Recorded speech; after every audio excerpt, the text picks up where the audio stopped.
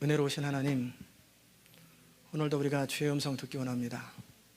이 시간 우리에게 말씀하여 주옵소서. 사무엘이 주여 말씀하옵소서 주의 종이 듣겠나이다 하는 그 간절함으로 겸손함으로 나갔을 때 주의 음성이 들렸던 것처럼 오늘도 살아계신 주의 음성이 우리 개인에게, 우리 가정에게, 우리 교회에게 들려지게 하여 주옵소서. 예수 그리스도의 귀하신 이름으로 기도드리옵나이다. 아멘.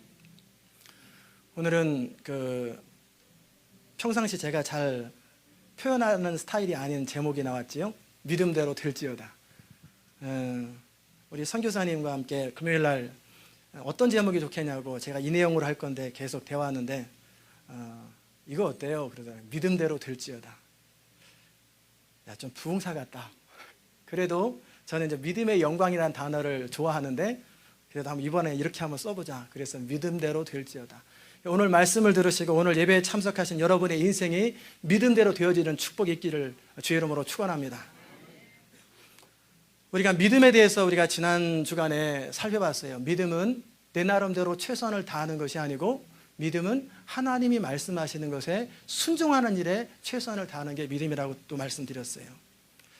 또 이제 그 믿음이 이제는 우리 삶 속에서 영광으로 하나님의 능력으로 경험되기 위해서 우리가 어떻게 해야 그런 능력 있는 삶을 살 수 있을까?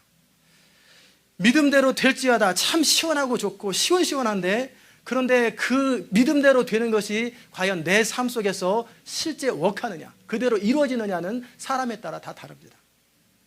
이스라엘 땅의 정복 이야기는 우리에게 그 믿음이 뭔지를 자세하게 보여줘요. 갈렙 같은 사람은 그 믿음을 가지고 있었기 때문에 넓은 땅, 한 가문이 넓은 땅을 차지합니다. 반면에 믿음이 없는 지파들은 안 좋은 땅, 좁은 땅을 차지합니다. 하나님의 은혜는 뭐냐면 믿음과 상관없이 그 각 사람의 믿음의 분량과 상관없이 누구에게나 가나안 땅에 들어가도록 허락하신 것은 하나님의 은혜예요. 그들을 택하시고 한 민족을 삼으시고 비록 광야에서 정말 하나님을 실망시키고 하나님을 모욕했다 할지라도 버리지 아니하시고 다듬어서 가나안 땅에 이끄시는 것을 뭐라고 하냐면 은혜다. 우리가 비록 하나님 앞에 바로 서지 못해도 버리지 아니하시고 포기하지 아니하시고 마침내 돌이켜서 하나님의 자녀가 되어서 장성한 자까지 되도록 계속 우리를 이끄시는 것, 그게 하나님의 은혜라는 거예요.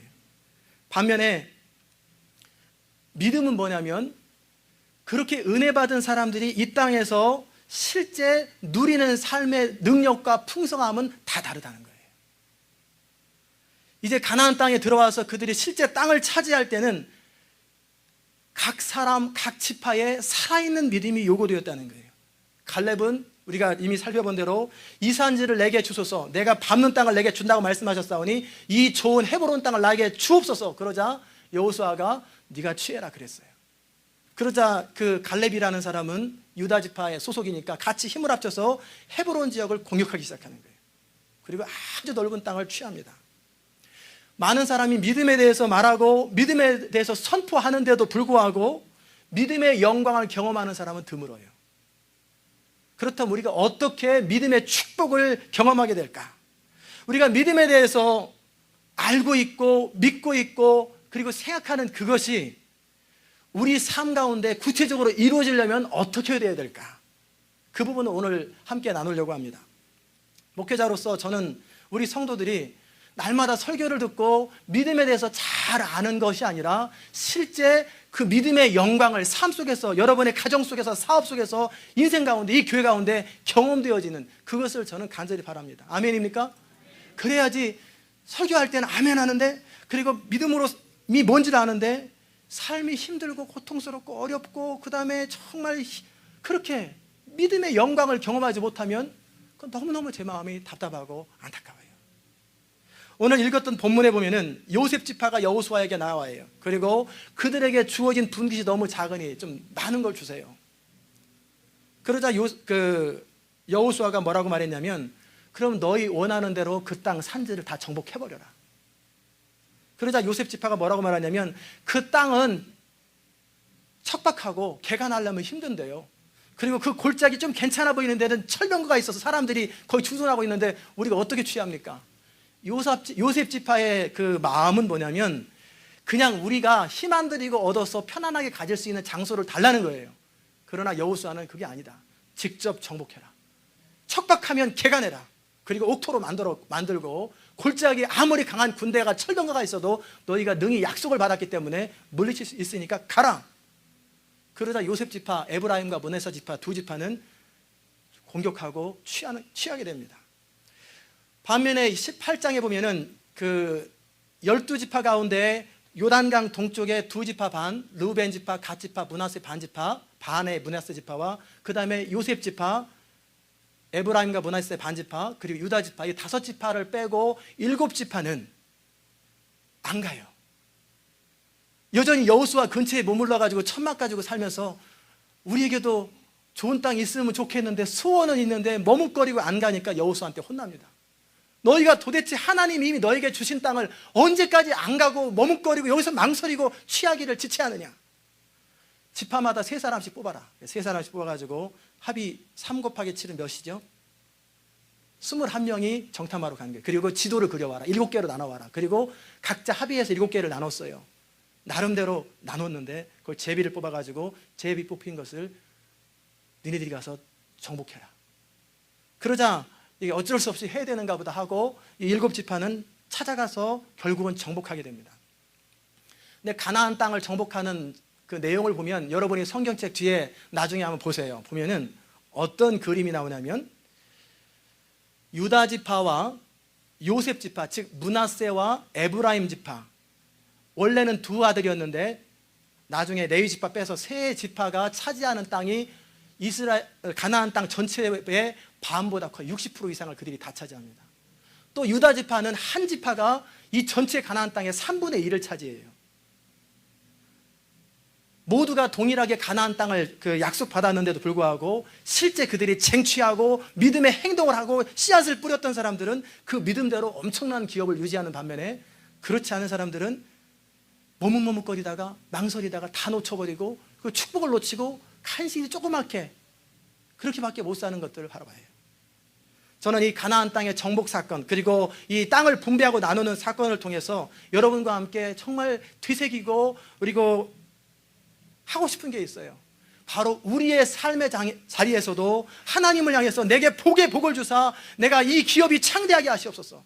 여러분이 비즈니스 터에 가면은 그렇게 기도하세요. 이 기업은 창대할지어다. 하나님의 나라와 영광에서 창대해질지어다. 선포하고 여러분의 자녀를 축복하고 이 교회를 올 적에 축복하고 그 비전을 선포하고 그리고 그 선포한 대로 믿음의 대가를 지불하고 그래서 여러분이 창대해질 수 있기를 바라요. 은혜는 뭐냐면 가나안 땅에 들어간 것 은혜예요. 그러나 취한 것은 믿음의 분량대로 다 틀립니다. 구원받은 것은 다 은혜예요. 그러나 구원받은 백성이 이 땅에 살아가는 동안에 풍성하고 창대하고 능력 있게 살아가는 것은 각 믿음마다 다 틀려요. 각 사람마다 다 틀리고 교회마다 다 틀려요. 오늘 여러분에게 그 축복의 원리를 여러분에게 선포할 거예요. 이 말씀을 들으시고 여러분 가운데 시험 들은 사람이 있을 수 있어요. 그래도 어쩔 수 없습니다. 그러나 오히려 믿음의 결단과 용기가 되어서 여러분의 남은 생애는 이제는 동동거리는 생애, 간신히 먹고 사는 생애가 아니라 충만한 생애, 창대한 생애, 여러분이 100명, 200명, 300명, 1000명을 책임지는 사람들, 그런 인생이 되시기를 주의 이름으로 축복합니다.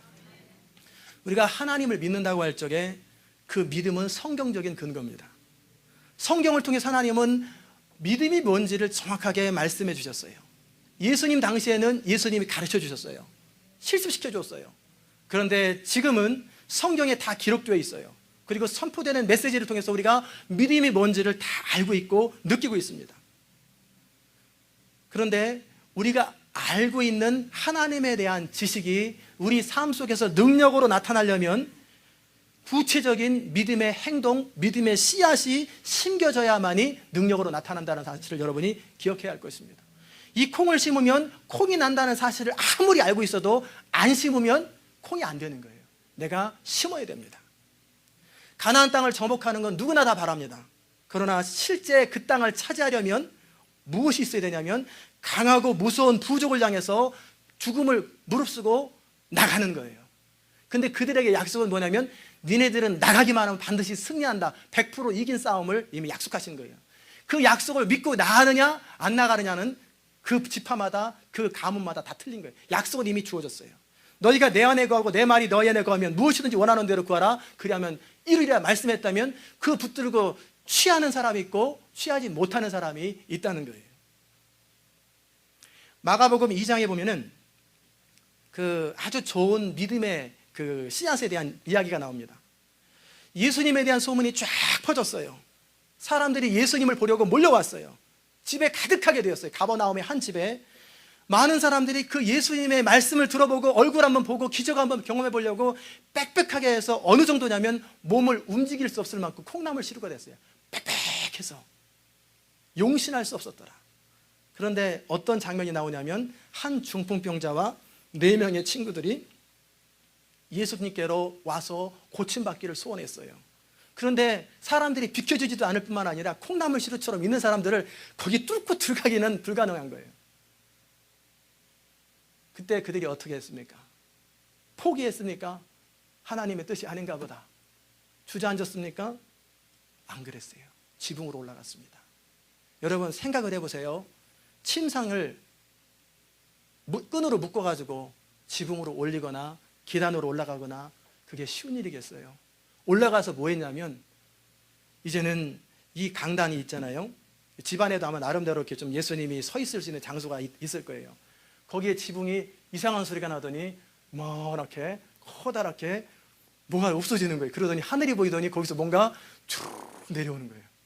사람들이 얼마나 놀랐겠어요. 여기에 웬 침대가 쭉 내려와요. 그리고 보니까 중풍병자가 거기 있는 거예요. 참으로 엉뚱하고 어찌 보면 몰상식해 보이고 도무지 이해가 안 되고 납득이 안 되는 행동을 그들은 했어요.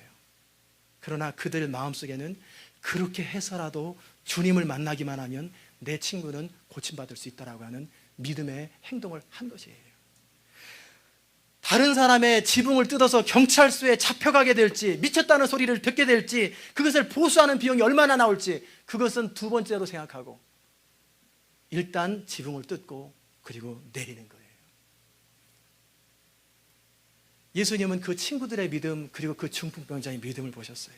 믿음의 씨앗을 보셨어요. 그리고 그 믿음대로 회복되고 건강에 침상을 들고 환자가 침상 들고 가는 그 장면을 모든 사람들은 목격하게 되는 거예요.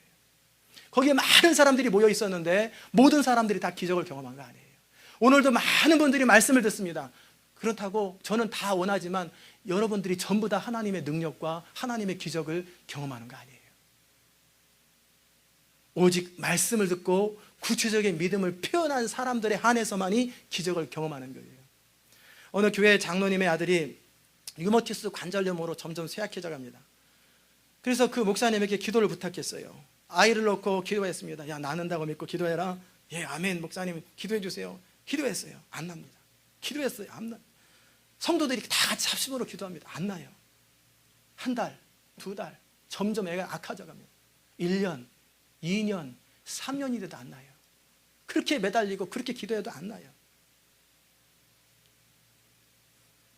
왜 안 냈을까? 나중에는 점점 쇠약해져서 애가 걸을 수도 없게 되었고 그리고 학교를 갈 때 엎혀가지고 그냥 누운 채로 땅바닥에 뒹굴 그런 채로 그렇게 수업을 들을 수밖에 없게 됐어요. 그런데 그 부모가 어느 순간에 마음에 깨달음이 왔어요. 자신은 큰 부자였는데 하나님 나라를 위해서 특별하게 믿음의 씨앗을 심은 적이 없다는 사실을 생각하게 된 거예요. 그리고 또 이 기도를 하는 데 있어서도 하나님이 고쳐주시기만을 바라고 목사님께 기도 부탁하고 자기도 안타까움으로 기도했을 뿐이지 구체적인 믿음의 씨앗이 없다는 사실을 발견했어요. 3년간 안타까움으로 기도만 한 거예요. 그러다가 그 아이의 부모는 정말 믿음을 표현하자. 그래서 특별 작정 헌금을 작정하고 계속해서 하나님을 향해서 자신의 믿음을 표현하면서 구체적으로 하나님께 나아가기 시작하는 거예요. 그런데 어느 날 목사님이 이제 식당에서 친교실 식당에서 식사를 하시는데 벼랑간 그 아이에 대한 생각이 나는 거예요. 수시로 가지만 밥 먹다 말고 벼랑간 아이의 생각이 나면서 성령께서 목사님 마음속에 그 아이는 오늘 밤에 치료된다. 그 말씀을 딱 해주시는 거예요. 그래서 그 목사님은 장로님에게 갔어요. 장로님, 이제 믿음을 가지고 편안하게 가세요. 당신 아들 오늘 밤에 치료됩니다. 그리고 그 사실을 사모님한테 얘기를 했어요. 목사님이 괜히 여보 왜 그런 얘기를 해? 안 나면 어떡하라고. 그게 일상적인 보통 사람의 반응인데 이 목사님은 마음에 확신이 왔기 때문에 선포했고, 그 장로님은 집에 갔어요. 그리고 나서 그 아이를 향해서 얘야 오늘 식사 중에 목사님이 우리 자리에 오셔서 네가 나을 건데 오늘 밤에 낫는 증거가 나타날 거라고 말씀하셨다. 아이가 울면서 아버지 제가 걸을 수 없다는 거 아시잖아요. 3년 동안 불구로 지냈는데 어떻게 걷는지도 모르는데 어떻게 낫습니까? 그때 그 아버지가 얘기했어요. 물론 그렇다. 하지만 예수님의 이름과 하나님의 말씀의 능력으로 네가 일어서기를 명령한다. 그리고 온 가족이 예배드리기 시작하는 거예요. 거기에 목사님도 없었어요. 그 가족들끼리 예배드려요. 그리고 예배드리고 나서 그 아이의 손을 잡고 일어서라. 그때 불가사의한 일이 생기는데 꼬였던 다리가 툭툭툭 풀려지는 거예요. 그리고 발을 딛기 시작하고 어정쩡하게 딛고 그 아이가 믿음을 얻어서 또 이쪽 발을 딛고 걷고 뛰고 마음껏 뛰어다니는 아이가 되었다는 것입니다. 3년 동안 기도했는데 3년 동안 매달렸는데 안 낫던 병이 왜 낫습니까? 3년 동안은 그들이 어떤 믿음을 가지고 있었냐면 하나님이 고쳐주실 거라고 하는 일반적인 믿음만 가지고 있었어요.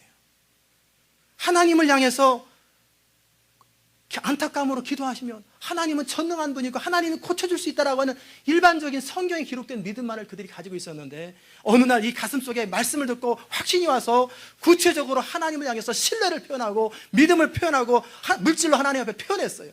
중풍병자가 지붕을 뜯듯이 이분은 이제는 구체적으로 믿어야 되겠다. 구체적으로 믿음의 씨앗을 심어야 되겠다. 그러자 목사님 마음에 하나님이 말씀하시는 거예요. 오늘 밤에 낫는다. 그 말을 그대로 장로님에게 하시죠. 장로님 마음에 믿음이 생기고 감격하며 울었어요.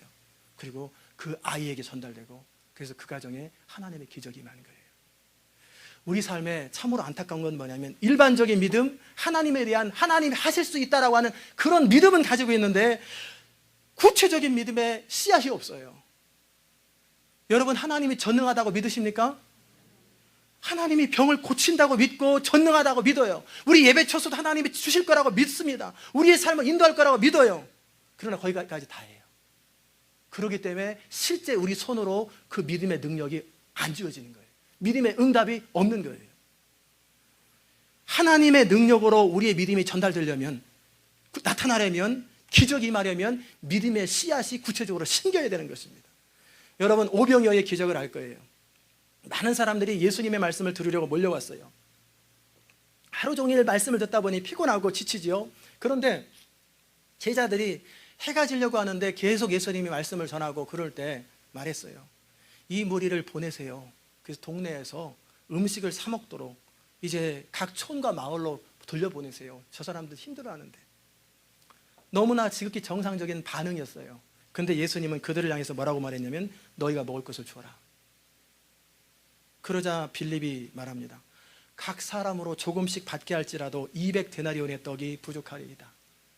어느 성경에 보면은 빌립을 시험하시려고 빌립한테 물었다는 질문이 나와요. 빌립의 반응은 지극히 합리적이고 정상적인 반응이에요. 이 2만 명을 먹이려면, 남자만 5천 명이니까 2만 명을 먹이려면 이 정도가 있어야 되는데 우리는 어렵습니다. 이 빌립의 믿음으로는 기적이 없습니다. 그런데 거기에 하나님의 기적이 임하는 통로가 된 두 사람이 있어요. 그 한 사람은 누구냐면 어린아이예요. 자기도 먹을 것을 보리떡 5개와 물고기 2마리를 가져왔는데 말씀을 듣다 집중해서 그랬는지 사람들 배고픈데 자기 혼자 먹기 뭐해서 그랬는지 어쩌다 보니까 안 먹고 있었어요. 자기도 배고픈데 그것을 가지고 주님께 드리는 구체적인 헌신과 두 번째, 그 아이는 순수한 마음으로 그랬다 할지라도 어른인 안드레라는 사람이 그걸 또 갖다 줘요. 2만 명 앞에 여기 물고기 2마리와 보리떡 5개가 있는데요. 장난치냐? 이거 갖고 뭐하라 그러는 거야? 2만 명을 먹이는데 엄청난 분량이 있어야 되는데 물고기 2마리와 보리떡 5개. 그러나 이게 전부라고 하면서 이거 갖다 주는 그 안드레의 단순함, 어찌 보면 어리석음, 그것이 기적의 통로가 된 것입니다. 다른 제자들은 촌과 마을로 다녀서 먹을 것을 얻어먹게 하라고 사 먹으라고 제안했어요. 빌립은 총 비용이 얼마 드니까 이 계산 다 따져봤어요. 그런데 그 상황에서 안드레는 물고기 2마리와 보리떡 5개를 가지고 결과는 주님께 맡기고 주님이 알아서 하시옵소서. 이게 바로 기적의 원리입니다. 안드레는 한 아이가 가지고 있는 그 물고기 2마리와 보리떡 2개의 헌신을, 또 이 어른으로서 놀림받을 걸 각오하고 어리석어 보이는 행동을 각오하고 주님께 가지고 얼마나 될지는 모르겠습니다. 그러나 여기 있습니다. 이게 기적이 임하는 통로가 되는 거예요. 우리 삶의 기적은 알고 믿는다고 고백하는 하나님에 대해서 우리 마음과 행동이 표현될 때만이 하나님의 능력이 나타난다는 사실을 여러분이 믿어야 할 것입니다. 여러분의 삶에 하나님의 기적을 경험하려면 믿음이 표현돼야 돼요. 하나님은 항상 전능하세요.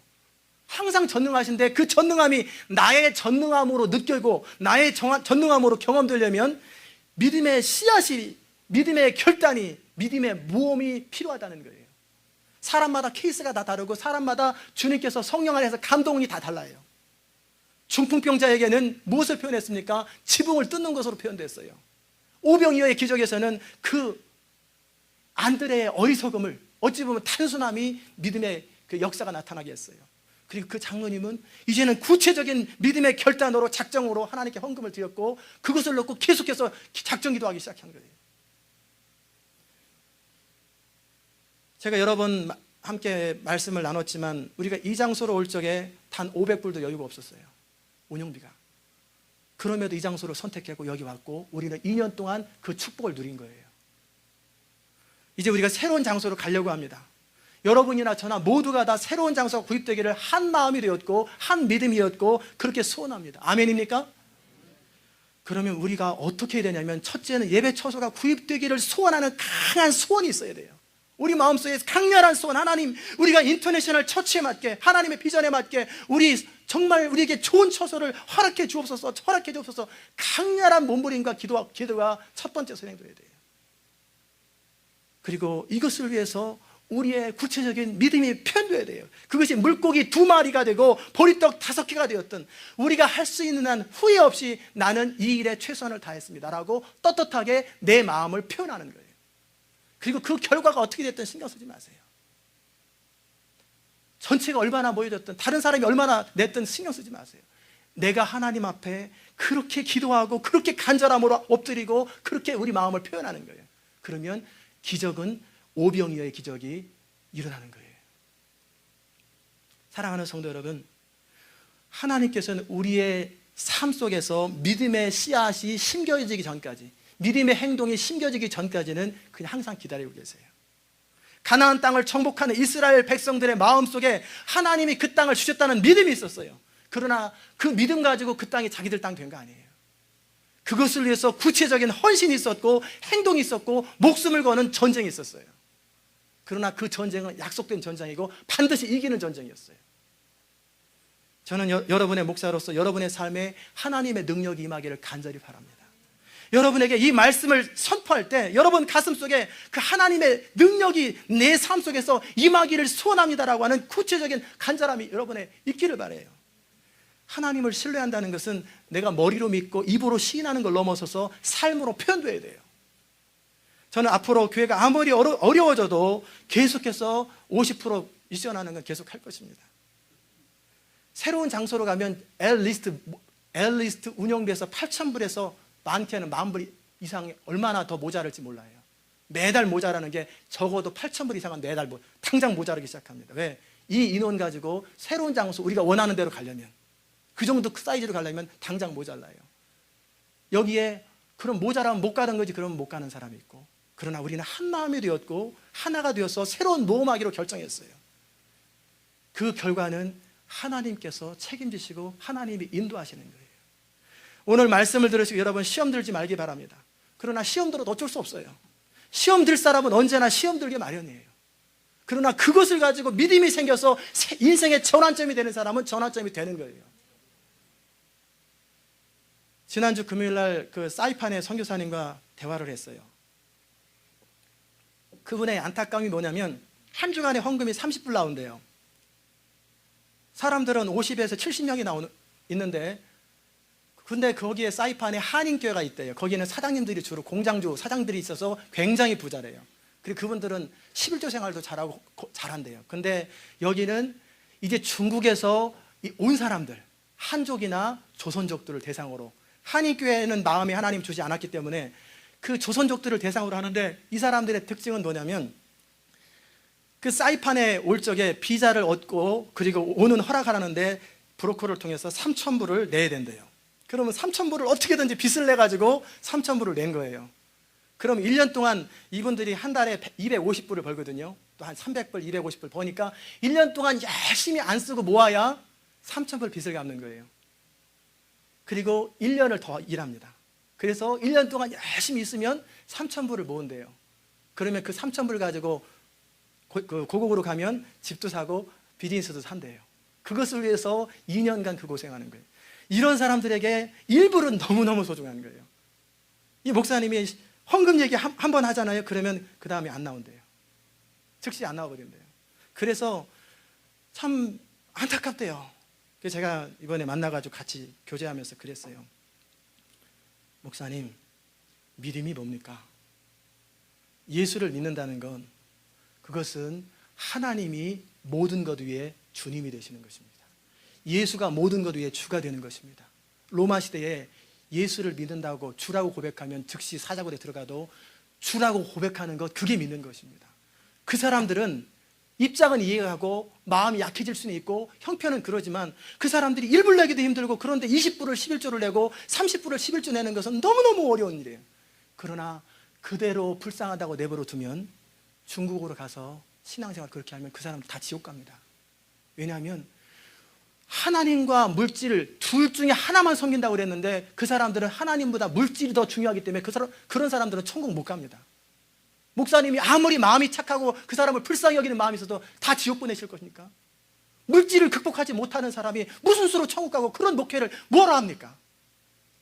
힘들어도 처음 온 사람한테는 말할 수 없지만, 이제 바이블 스터디 하면서 3개월, 6개월 지나고 나면 이렇게 한번 해보자. 너 힘든 거 나도 안다. 나도 대책 없이 사는 거 안다. 그러나 우리가 하나님 앞에 우리의 믿음을 표현해보자. 너가 정말 20불 내는 거 정말 아깝지만 한번 2달이든 3달이든 한번 해보자.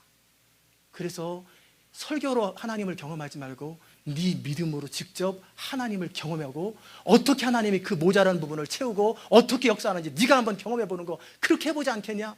힘들으면 격려하고 같이 울면서 서로 부둥켜 안으면서 그 믿음을 격려해서 그렇게 살도록 만들어주는 것, 이게 그 사람들에게 하나님을 믿게 하는 방법이 뭔지를 가르쳐주는 거 아니겠나요? 그렇게 해보시라고. 이게 맞습니까? 틀립니까? 그래서 설교로 하나님에 대해서 느끼는 게 아니라 그들의 삶으로 진짜 하나님 살아계시구나. 중국은 유물론 사상이 가득 된, 물질이 주인이잖아요. 물질이 하나님인데 거기에 하나님이 정말 하나님이구나. 그걸 삶으로 경험하기 전까지는 그들은 믿는 거 아니라고. 자기 믿음으로 하나님을 경험할 수 있도록 그렇게 가르쳐 줍시다. 그렇게 힘들어도, 목회자로서 말하는 게 얼마나 힘들어요. 성도들이 떠나고 안 떠나고를 떠나서 상처받고 힘들어하는 거. 그러나 어느 정도 믿음이 자라면 믿음을 강하게 훈련시키고, 정말 그 아이들이 중국에 들어가면 핍박받아가면서 신앙생활을 할 텐데 믿음 훈련시킵시다. 그래서 6개월이라도 지나면 그 얘기를 하십시다. 그래서 그들이 재정이 채워지고 안 채워지고 두 번째고, 자신의 믿음으로 하나님이 경험되는 그 믿음을 가지고, 물질보다 하나님을 더 소중히 여기는 그 믿음 갖고 중국으로 돌아가야 믿음을 지키지. 그렇지 않겠습니까? 사랑하는 성도 여러분, 저는 많은 분들을 지금까지 봐왔고 성경의 인물과 제 삶을 돌아봤어요. 한결같이 하나님의 기적을 경험하는 것, 하나님의 능력을 경험하는 건 동일한 원리예요. 내가 그동안 몰랐을 때는 못하는 거예요. 알고 느끼고 배웠던 그 하나님을 향하여 믿음의 씨앗을 심는 거예요. 그럴 때 믿음의 영광을 경험하는 거예요. 여러분, 매 주일마다, 수요일마다, 새벽마다 말씀을 많이 들었어요. 믿음이 뭔지 다 알아요. 안다고 우리가 하나님을 경험하는 거 아니에요. 하나님의 기적이 말하면 믿음의 씨앗을 심으십시오. 여러분 가운데 환우가 있어요. 여러분 가운데 사업의 어려움 중에 계신 분이 계세요. 여러분 가운데 인생에 문제가 있는 분이 계시고, 또 여러분 가운데 소원이, 영광스럽게 쓰임받기 원하는 소원이 있고, 지금보다 창대하게 되기 원하는 소원이 있을 거예요. 그런데 하나님 우리에게 뭐라고 말씀하십니까? 네 믿음대로 될지어다. 그렇게 말씀하세요. 그냥 해주는 법은 없어요. 네 믿음대로 될지어다. 말씀을 정리합니다. 우리가 하나님에 대해서 알고 있는 일반적인 믿음으로는 기적 경험 못합니다. 하나님의 능력, 일반적인 지식 갖고 일반적인 믿음 갖고는 하나님 경험 못해요. 거기에 우리 삶이 따라야 돼요. 믿음의 씨앗을 심어야 돼요. 어떤 이야기에는 하나님께서 치료해 주신다고 하는 믿음의 확신이 딱 생기자 약을 끊어버리고 화장실에 버린 사람이 있어요. 다 그렇게 하라는 거 아니에요. 하나님이 그 감동을 주신 사람은 그렇게 하는 거예요. 어떤 이에게는 지붕을 뚫어가지고 침상을 내리는 무모한 짓을 하는 사람이 있어요. 어떤 이에게는 물고기 2마리와 보리떡 5개 2만 명 앞에 그것 장난도 아니고 정말 작지만 그러나 자신의 정성으로 하나님께 드린 사람이 있어요. 그 단순함, 그 순수함, 그 하나님을 향한 헌신, 어찌하든지 우리 삶의 구체적인 삶의 결단의 표현이 있기 전까지 우리는 하나님 경험 못합니다. 여러분이 말씀을 들으시면서 또 평상시 기도하시면서 여러분 마음에 감동이 있을 거예요. 어떻게 해야 된다고 하는 마음이 있을 거예요. 그대로 하세요. 그래야 하나님을 경험합니다. 사랑하는 성도 여러분, 여러분이 하나님의 능력을 경험하기 정말 원하십니까? 아멘? 여러분이 그러면 하나님을 향해서 믿음의 씨앗을 심으세요. 믿음을 표현해 드리세요. 그러면 하나님은 계산이 안 되는 일들이 생겨요. 전 지금도 궁금한 게 뭐냐면 오병이어 떡 사건에서 바구니 속에 마술사가 집어넣으면 바구니 속에서 어떻게 되는 건 알겠는데 바구니 포장지가 없는데 이게 뻥 튀겨졌을까? 고기가 커졌을까? 개수가 늘어났을까? 나눠줄 때 늘어났을까? 고기 안에서 늘어났을까? 그게 궁금해요. 성경이 기록 안 돼 있으니까. 그러나 거기 현장에 있었던 사람들은 그것을 보았어요. 특별히 안드레와 그 아이는 하나님을 경험했어요. 빌립은 부끄러웠어요. 사람들은 이 안드레와 어린아이의 믿음의 혜택을 통해서 배부르게 먹었지만 믿음이 뭔지는 잘 몰랐어요. 믿음이 뭔지 알려면 아이와 같은, 그리고 안드레와 같은 그런 행동들이 따라야 되는 것입니다. 여러분의 삶 가운데 이런 믿음의 능력과 하나님의 축복이 경험되시기를 주의 이름으로 축원합니다. 기도하십시다. 은혜로우신 아버지 하나님, 참으로 감사합니다. 하나님께서 우리를 하나님의 자녀 삼아주신 것은 은혜입니다. 그러나 이 땅에서 영광스럽게 살고 능력 있게 살아가는 것은 각 사람의 믿음의 분량만큼 다 다릅니다. 이 교회도 수없이 많은 교회 중에서 하나님께 쓰임받는 교회, 능력 있는 교회가 되는 것은 이 교회가 얼마나 믿음으로 하나님께 헌신했느냐, 우리의 가정이 얼마나 하나님께 헌신했느냐, 얼마나 우리가 하나님을 향해서 믿음의 씨앗을 표현해 드렸느냐에 따라서 달라지는 것을 바라봅니다. 하나님, 무모하지만 지붕을 뚫는 믿음을 우리에게 허락하여 주옵소서. 정말 조롱받을 것 각오하고 어른이 물고기 2마리와 보리떡 5개를 2만 명 앞에 가져오는 그 단순함을 허락해 주옵소서. 그리할 때 우리가 하나님의 살아계심, 정말 하나님은 광대하시구나, 하나님은 창대하신 하나님이시구나, 그 하나님을 경험할 수 있도록 은총 베풀어 주시옵소서. 감사드리며 예수 그리스도의 귀하신 이름으로 기도드리옵나이다. 아멘. 자리 일어나셔서 397장을 우리 찬송하십시다.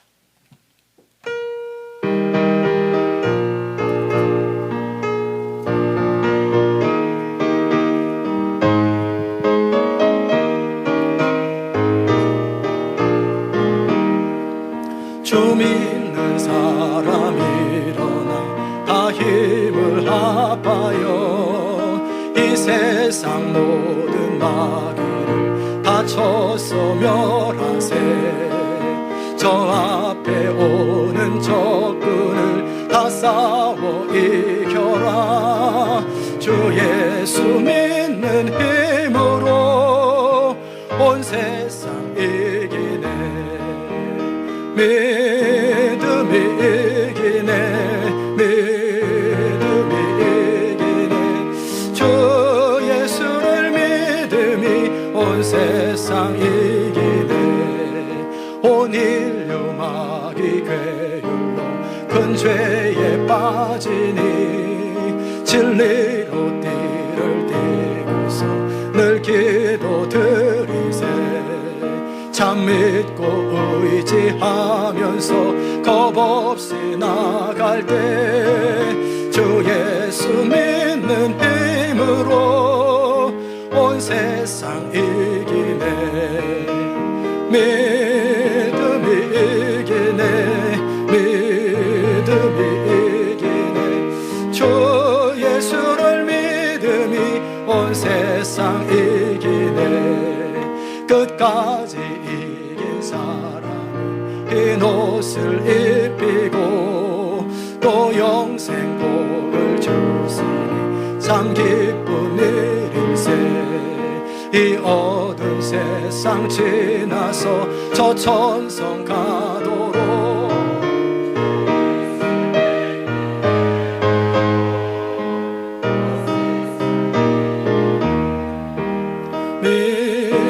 믿음이 이기네 주 예수를 믿음이 온 세상 이기네. 우리 계속 반주를 해주십시오. 이 시간 여러분 기도하십시다. 말씀을 듣고 돌아가면 마귀가 즉시 역사합니다. 돌짝밭처럼 길가처럼 가시밭처럼 즉시 역사합니다. 또 잠시 후에 역사합니다. 그러게 우리가 성령의 도움을 받아야 돼요. 하나님, 성령으로 나를 충만하게 하사 내가 하나님을 신뢰하는 그 믿음의 영광을 보게 하여 주옵소서. 믿음대로 될지어다라고 말씀하신 대로 누구는 갈렙과 같이 헤브론을 차지하는데 누구는 한 지파가 갈렙보다 작은, 한 가정보다 작은 땅을 차지해서 정말 그렇게 초라하게 살아가는 거예요. 여호수아는 네 힘껏 정복하라, 네 힘껏 정복하라고 말씀하셨는데 망설이고 주저하다가 천한 인생 살지 않도록 해달라고 오늘 들을 여러분 가슴속에 성령께서 말씀하셨을 거예요. 그 믿음의 결단을 위해서 성령님의 도움을 구하면서 우리 통성으로 기도하십시다. 은혜로우신 아버지 하나님, 참으로 감사합니다. 오늘도 우리에게 말씀하시는 주의 음성을 듣게 하시니 감사합니다. 우리가 하나님을 경험하기 원합니다. 정말 안드레와 같이 단순함과 사람들에게 어리석음을 당한다 할지라도 2만 명 앞에서 물고기 2마리와 보리떡 5개를 드릴 수 있는 그 믿음을 주시옵소서. 그 주님을 신뢰하는 믿음을 주옵소서. 그 어린아이와 같이 순수함을 주옵소서. 중풍병자와 같이 무모함을 허락하여 주옵소서.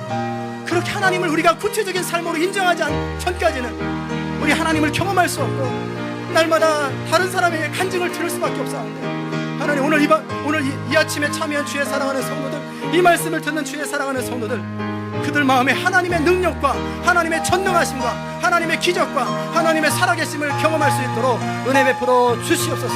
믿음의 영광을 경험할 수 있도록 하나님 역사해 주옵소서. 우는 사자처럼 삼킬 자를 찾는 마귀가 우리의 마음을 흔들어 놓고 우리 환경을 흔들어 놓고 또 부부싸움하게 만들고 우리 삶을 흔들어 버릴 텐데 믿음을 지키게 하시고 성령님, 우리가 정말 하나님을 최고로 여기는 그 믿음의 영광을 경험하게 하시고 하나님을 인정함으로 우리 삶에 진정 하나님의 계산이 안 되는 축복, 그 계산이 안 되는 축복을 경험할 수 있도록 은혜 베풀어 주시옵소서.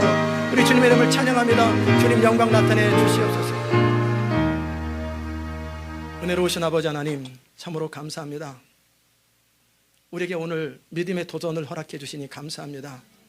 하나님, 그동안 물가에서 들어가야 되는데, 깊은 물에 들어가야 되는데 망설이다가 얼마나 많은 시간이 지나갔습니까? 이제는 언덕을 떠나가게 하여 주옵소서. 의심의 언덕, 불신앙의 언덕, 망설임의 언덕을 떠나게 하시고 창파를 향해서 믿음의 배를 항해를 하여 정말 예수 믿는 감격이 무엇인지, 예수 믿는 능력이 뭔지, 하나님의 창대케 하시고 살아계심이 뭔지를 내 입으로 간증하고 내 삶으로 간증하는 놀라운 역사가 있게 하여 주시옵소서. 오늘도 주님 앞에 귀한 예물을 드리게 하시니 감사합니다. 하나님, 이 예물을 받으시고 하나님의 나라와 영광을 위해서 값지게 사용될 수 있도록 은혜 베풀어 주옵소서. 11조 예물을 드린 사랑하는 성도들, 참 처음 드릴 때는 아깝고 이거면 뭐를 하겠는데 얼마나 많은 생각이 들겠습니까? 그러나 쳐서 복종시켜서 하나님 앞에 나는 물질보다 하나님이 더 주인이다, 나는 물질보다 하나님을 사랑한다라고 하는 표현으로 하나님께 드린 사랑하는 성도들, 그들의 믿음을 축복하시고 약속하신 대로 창대케 되는 역사를 허락하여 주옵소서. 감사 예물을 주님께 드린 사랑하는 성도들, 믿음의 영광, 감사의 축복을 경험하게 하시고 주일 예물을 주께 드린 사랑하는 성도들, 매 예배 때마다 주의 터치하심을 경험하게 하시고 이 생명권 헌금으로 선교 장학 전도 구제 헌금으로 주께 드린 사랑하는 성도들, 영혼이 잘된 같이 범사에 잘되게 하시고 주의 몸된 교회를 사랑하여서 건축 예물로 주께 드린 사랑하는 성도들, 그리고 여러 가지 친교로 셀리더로 교회를 위해서 봉사하고 수고하는 사랑하는 성도들, 다윗에게 축복하셨던 것처럼 하나님 마음에 합한 자가 되어서 이 땅을 사랑하는 동안에 하나님의 기쁨이 되게 하여 주옵소서. 오늘도 모든 것이 주께로부터 왔기에 모든 것을 주께로 드리는 사랑하는 성도들의 믿음과 마음을 받아주시고 이 물질을 통하여 하나님 나라가 확장되게 하여 주옵소서. 이제는 우리 주 예수 그리스도의 귀하신 은혜와 하나님 아버지의 무한하신 사랑과 성령의 감동 교통하시는 역사가 이제는 믿음의 영광을 겸하기 원하는 주의 귀한 성도들 머리 위에 인생 가운데 이제부터 영원까지 함께 하시기를 간절히 축원하옵나이다. 아멘.